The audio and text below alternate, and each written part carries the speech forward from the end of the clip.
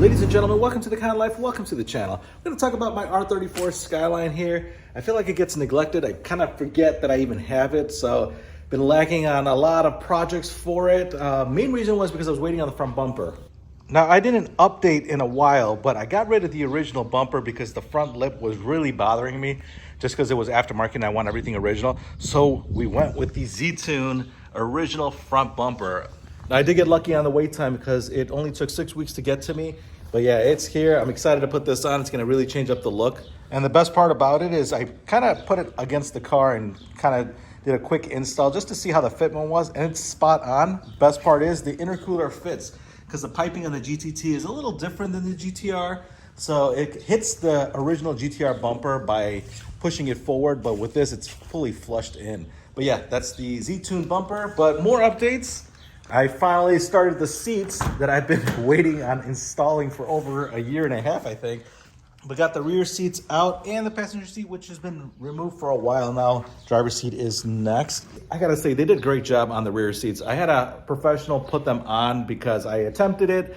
It seemed a little outside my scope and I didn't really want to mess it up. So I hired a professional, we got it installed, but the installer said it was probably one of the best pieces out there. It was basically spot on. It was super easy to install. But the original seat covers were hard to remove. So keep that in mind if you guys do go with the Crank Motorsport seat covers.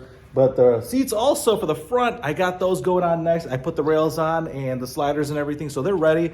So we're gonna be doing that shortly, but for now we're putting in the rear seat. So let's go ahead and put those on and show you guys how it looks.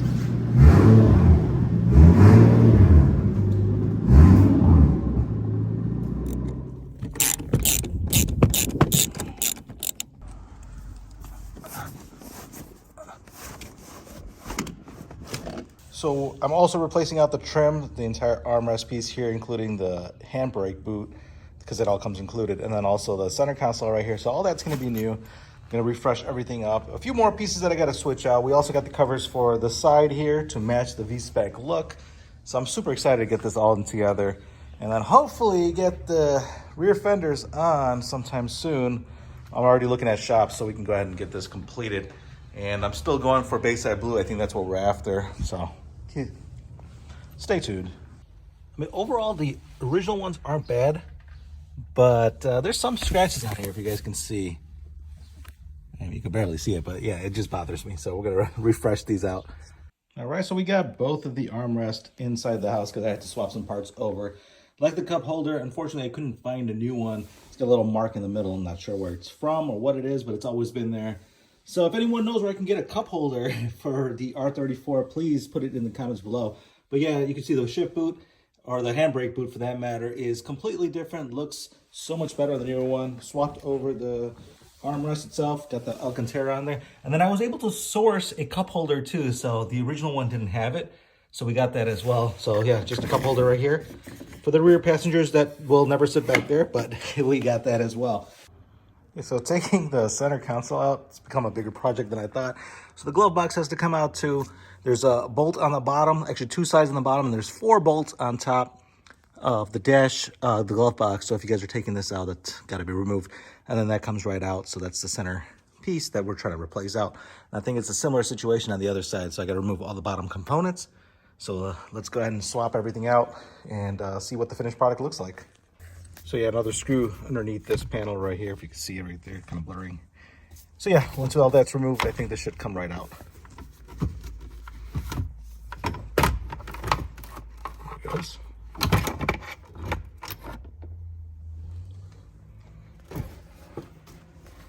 So yeah, there is scratches on this. I think I put most of them right now. But yeah, this had some scratches on it, so that's why I wanted to replace this out. Since I'm doing all this, right now is a good time to change out the cabin filter, which is right there, the white piece right here. Let's see how it looks.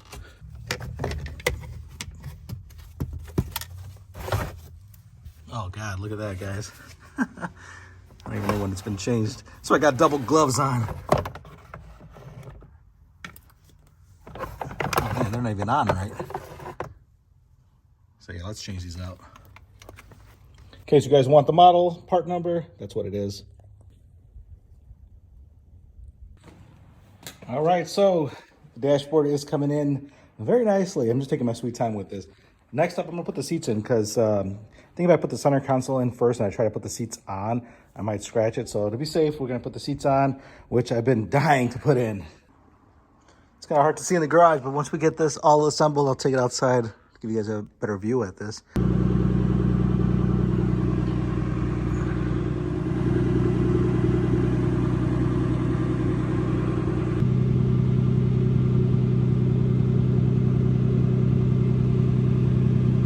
All right, guys, so that is it. I think it looks phenomenal. Huge upgrade from the OEM GTT seats. I think it's a great upgrade. Took a little finesse putting it back on just because the fabric's a lot thicker, and the person that put the covers on added some foam, so it's a lot thicker, so it's sitting a little high, so there's like no headroom at all now.